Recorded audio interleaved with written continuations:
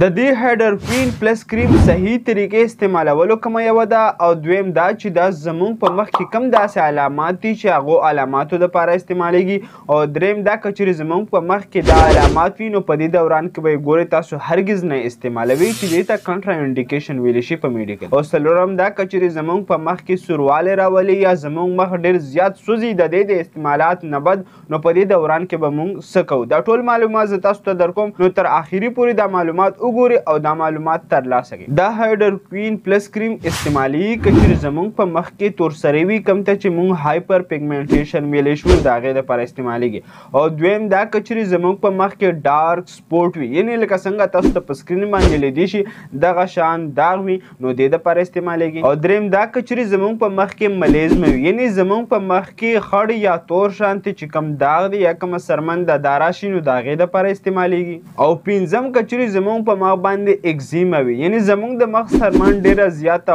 خشکه شي او ډېر زیات درد کوي دې دپاره استعمالیږي. او اوس که چیرې چا په مخ کې دا علامات وي نو په دې دوران کې به یې ګورئ تاسو هرګز نه استعمالوئ چې دې ته کنټرا انډیکیشن ویلی شي په میډیکل کې. که چیرې ستاسو د مخ سرمن ډېره زیاته نرۍ او نازکه وي ځکه چې دا زموږ د مخ سرمن شلوي نو په دې دوران کې ستاسو دپاره د دې استعمالات بې انتها نقصان دی. او دویم دا که چیرې ستاسو د مخ په سرمن کې زخم وي نو په دې دوران کې هم تاسو نشئ استعمالولی ځکه چې د دې افیکیسي ډېره زیاته ده او د دې د وجې نه ستاسو د مخ چې کومه سرمن ده هغه ډېره زیاته نوره هم زخمي کوي چې د هغې د وجې نه ستاسو د مخ په سرمن کې داغ هم پاتې کیدی شي. او هغه زنانه چې حمل لري یا ماشومانو له پی ورکوي یا چاته د زړه بیماري ده د ګردو بیماري ده د ینې بیماري ده د شوګر بیماري ده نو دا مریضان د استعمالولو نه وړاندې به خامخا د خپل ډاکټر نه یو ځل تپوس کوي. اوس د دې د ټولو نه صحیح او زبردسته طریقه د استعمال کومه یوه ده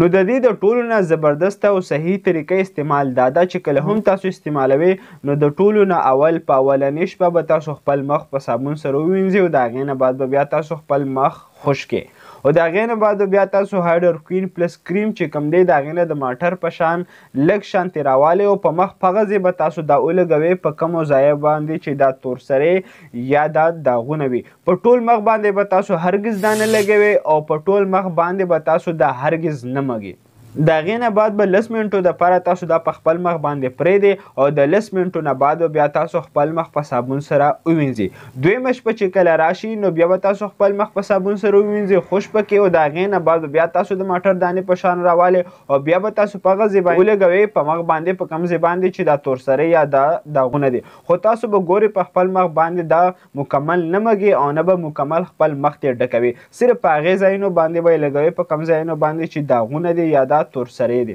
او په دویمه شپه به دا تاسو 20 منټو دپاره په خپل مخ باندې پرېږدئ او 20 منټو نه بعد بیا تاسو خپل مخ په صابون سره ووینځئ. همدغه شان چې درېیمه شپه راشي نو په درېیمه شپه باندې تاسو اول خپل مخ په صابون سره ووینځئ بیا به د ماټر دانې په شان راوالئ او په هغې ځایونو باندې به ولګئ کومو ځایونو باندې چې داغونه یا تورسرۍ دی او 30 منټو دپاره به دا تاسو پرېږدئ او بیا به تاسو دا په صابون سره ووینځئ. نو دغه شان هره شپه به تاسو 10 منټه زیاتوئ او بیا به تاسو خپل مخ په صابون سره ووینځئ. کله هم چې 15 ورځې پوره شي هغې نه بعد بیا تاسو روغه شپه دا په مخ باندې پرېږدئ او د هغې نه بعد بیا تاسو سهار په صابون سره دا وینځئ خو په ټول مخ باندې به هرګز تاسو دا نه مږئ صرف په هغې ځای باندې به تاسو دا لګوئ په کوم ځای باندې چې دا تور داغونه او دا تورسرۍ وي. او که چیرې په دې دوران کې ستاسو مخ ډېره زیاته سرخایي کوله یا ډېر زیات سوی کولو نو په دې دوران کې به تاسو کوم دا ټایمینګ دی دا به نور نه زیاتوي نو په دې دوران کې به یو تاسو دا کریم ټایم دی دا به ډېر زیات کم کې مطلب د شپې ټایم کې به تاسو 10 منټه چې لګولو نو 15 منټه به یې لګوئ مطلب راکم به شي.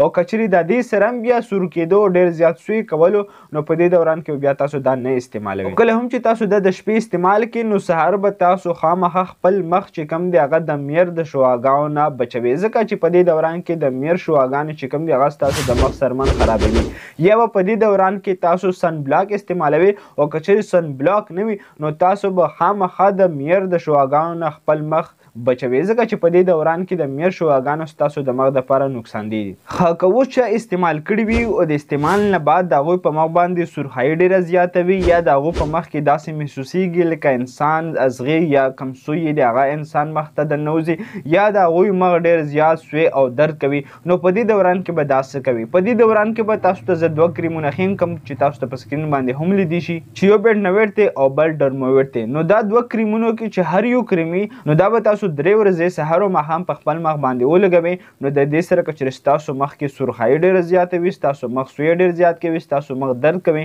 نو دا ورسره ختمیږي. یا که چېرې تاسو د هایډر کوین پلس کریم استعمالوئ او په دې دوران کې ستاسو مخ ډېر زیات سوی کوي درد کوي نو په دې دوران کې هم ورسره تاسو دا کریم استعمالولی شئ. نو که چېرې دا ویډیو انفارمیټیو وي خپل فرینډ سره یې خامخا شیر کړئ او همدغه شان میډیسن انفارمیشن دپاره زموږ سره اوسئ. شکریه. الله حافظ.